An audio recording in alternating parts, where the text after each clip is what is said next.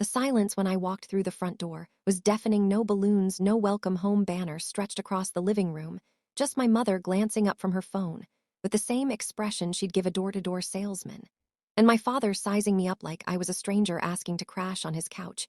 "We made it," Mom said flatly, not even pausing her scroll through Facebook posts about my sister Harper's engagement photos. That's when I knew nothing had changed to them.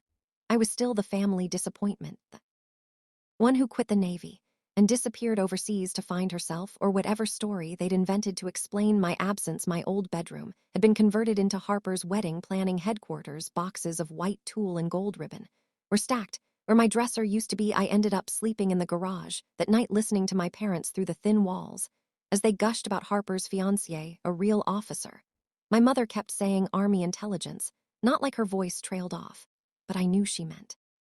Not like me, the engagement party that changed everything. The next weekend, the entire extended family gathered for Harper's engagement celebration. She looked radiant in her crisp navy dress whites. Every inch the golden child our parents had always wanted. I stood by the catering table in my civilian clothes, gray slacks, and a simple blouse, feeling invisible among the sea of uniforms and military wives. Everyone was their dad's old Navy buddies, Harper's fellow officers, distant relatives. Hadn't seen in years. They all knew the story. Harper was the success following in Dad's footsteps with honor and distinction. And me, I was the cautionary tale, the one who couldn't hack it, who ran away when things got tough.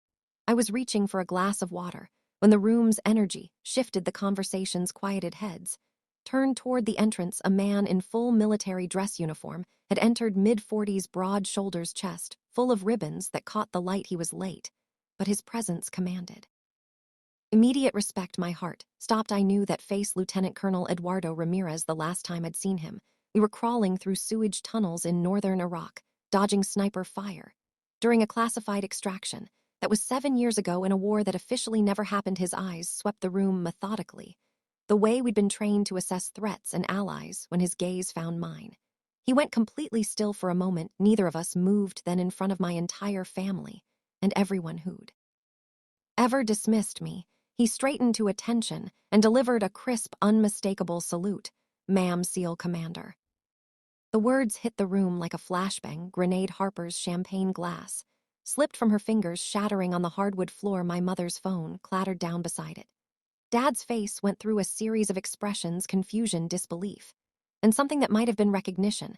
I didn't move, didn't confirm or deny, just gave the slightest nod, the kind you'd give to an old colleague you happen to bump into at the grocery store. No fanfare, no dramatics, just the truth floating in the sudden silence like smoke. Ramirez lowered his salute and took a seat as if he hadn't just detonated a bomb in the middle of a suburban engagement party. The weight of secrets. That night, alone in the garage, I stared at the ceiling and felt the carefully constructed walls of my double life beginning to crack. For 15 years, I'd lived as a ghost. My real service record was buried so deep that even I sometimes wondered if it had all been some elaborate dream.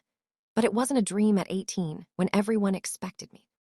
Except my Naval Academy appointment, I'd been recruited into something else entirely, something that didn't exist on paper, didn't leave room for family photos or hometown newspaper articles. Female SEALed team, operating under zero identity protocols. Our names scrubbed, our records sealed, our existence classified at levels that made normal black ops look like public information. We were shadows within shadows, ghosts who only became real when the mission required it. For over a decade, I'd served in places that don't appear on maps, doing things that never made it into official reports: Syria, Yemen, Iraq, Afghanistan, wherever America needed someone who could disappear completely when the job was done.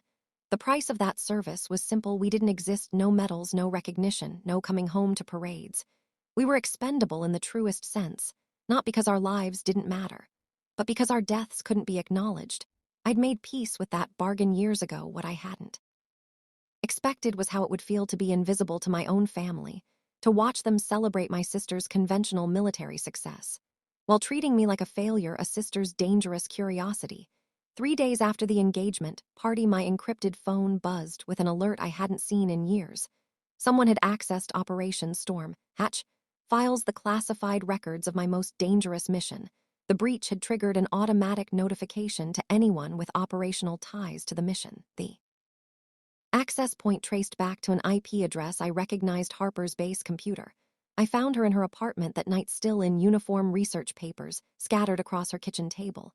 She was writing her thesis on women in special operations, trying to uncover the stories of female warriors who'd been forgotten by history. She had no idea she just stumbled into the most classified operation of the past decade. "I didn't know," she said. When I confronted her, her voice small and frightened. "I was just researching, and this folder opened up. I didn't even read most of it before the system locked me out." I believed her. That was the problem. Harper had always been too curious for her own good, too determined to prove herself in a world that still questioned whether women belonged in combat. But her innocent research had triggered something much more dangerous. Someone was using her breach as justification to bury Storm Hatch permanently. And in the process, they planned to erase every trace of what we'd accomplished, and what we'd sacrificed. The mission that changed everything. Storm Hatch 2011. 6 women inserted into northern Syria to dismantle a terrorist financing network that was bankrolling attacks across 3 continents. Officially, the mission never happened. Unofficially, it was the most successful counterterrorism operation of the decade. We'd gone in expecting a 2-day extraction. We stayed for 12, holding a bombed-out schoolhouse against impossible odds while tracking financial transfers through sandstorms and drone surveillance when local police betrayed us and handed over one of our teammates to militia commanders. We broke every rule in the book to get her back. The mission succeeded beyond all expectations. We dismantled the network, captured the financial records, and extracted with no American casualties. But it was messy, complicated, and politically inconvenient, the kind of success that powerful people preferred to forget. Now someone wanted to use Harper's breach to rewrite history, to paint Storm Hatch as a failure, a cautionary tale about what happens when you put women in combat roles beyond their capabilities. I couldn't let that happen, not to my team, not to Harper, and not to the truth fighting for recognition. The hearing was set for the Pentagon in front of a congressional oversight committee. Harper had been suspended pending investigation, her military career hanging by a thread because of her accidental discovery of files she was never supposed to see. But I had something they didn't expect: the truth, documented and undeniable. I walked into that hearing room wearing my full dress uniform for the first time in 15 years. The committee members shuffled their papers, clearly expecting to rubber stamp another bureaucratic cover-up. They had no idea what they were about to witness. I testified for 3 hours. I told them about Storm Hatch, not the sanitized version in the official reports, but the real story, the split-second decisions, the moral complexities, the lives saved, and the sacrifices made. I showed them video footage from my helmet camera, communications logs, and after-action reports that proved our mission success. But the most powerful moment came when Harper took the stand. My little sister, the one who'd always lived in the shadow of military expectations, stood up and defended not just me, but every woman who'd ever been told she wasn't good enough, wasn't strong enough, wasn't worthy of the uniform. My sister didn't disappear because she failed. Harper said, her voice clear and strong. She disappeared because her success was too inconvenient to acknowledge coming home. Finally, the committee's decision was unanimous: Storm Hatch would be declassified and added to the official record of successful special operations. My service record was restored, my rank recognized. And for the first time in 15 years, I existed again in the eyes of the military I'd served. But the real victory came later, at the family dinner table. Dad cooked steaks on the grill, Mom made her famous potato salad, and Harper set the table for 4. When we sat down to eat, there was no awkward silence, no sideways glances or whispered conversations. "Tell us about Syria," Dad said, quietly cutting into his steak, "if you can." I looked around the table at the faces of the people I'd spent my entire adult life protecting from a distance. They were ready to listen, now ready to understand that sometimes the greatest service happens in the shadows, and sometimes the most important battles are the ones that never make the headlines. So I told them, not everything, some secrets still need to be kept, but enough for them to understand that I'd never given up, never quit, never failed. I'd just been fighting a different war, one where victory looked like coming home to a family that finally saw me for who I really was, the real victory. 6 months later, I was invited to speak at a